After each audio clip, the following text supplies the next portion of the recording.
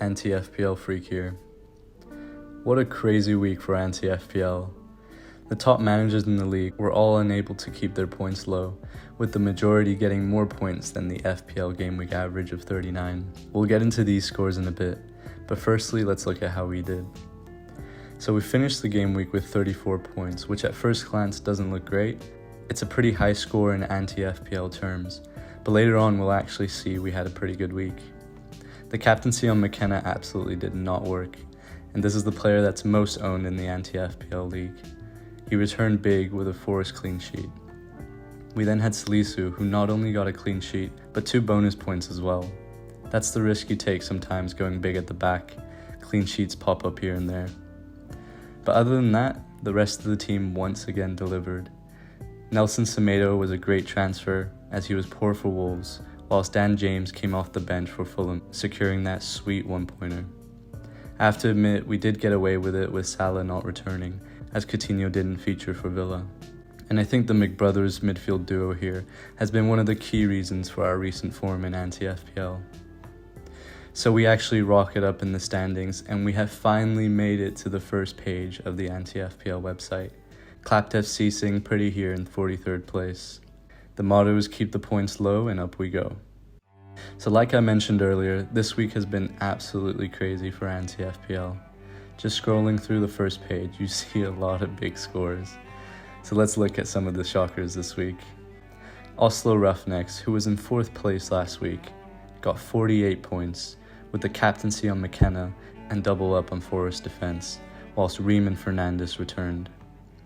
Captain HK, who was in last week's video for their fantastic Game Week 11 score of 16, is now on the other end of it, scoring a massive 59 points, with Fred and Fernandes bringing in double-digit returns, whilst their entire defense also returned. Some insane stuff here. It keeps getting worse.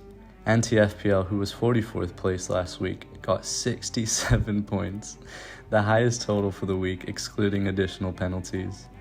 They had Alisson haul in 15 points with a penalty save, Nico Williams, Trent, Fernandes, Ream captaincy, and Mitrovic all return.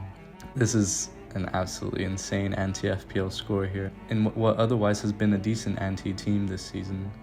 Aisel FC, who was in 8th place last week, had Henderson, McKenna, Webster, and Salisu bring in big points. Ouch.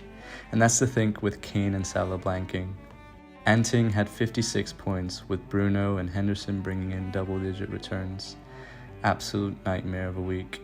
And Fantasy F-Up really living up to their name here, with 60 points. They had Fernandes, who actually has been a great anti-asset this year, Bazunu, Ream, and the captaincy in Salisu. These scores are better than most of the content creators I see that do normal FPL, so this is really impressive stuff. Anti-511 here got 51 points despite having Koch, who got a sensational -3 after scoring an own goal, playing only one half, conceding 2 goals, and getting a yellow. That's a contender for the performance of the season so far. And on the other end, Change Name was one of the only teams in the entire league to score sub 20 points. They had an extremely impressive 15 points, having no players return for them. Sonny has actually been a massive anti-FPL asset this year, because if you take away that Leicester game, he's only had 2 returns and covers a decent budget. So for anyone out there who thinks anti-FPL is easy, this is what I have to say. Very false. Very false. True. No, very false. But in all seriousness, this week really does show how difficult it can be, and I suggest you give it a try. Make sure to have players that play and have no more than 3 million in the bank. For our own team, we'll be transferring Dan James out for Tielemans, as he's playing his parent club of Leeds. Best of luck to everyone, and see you next week.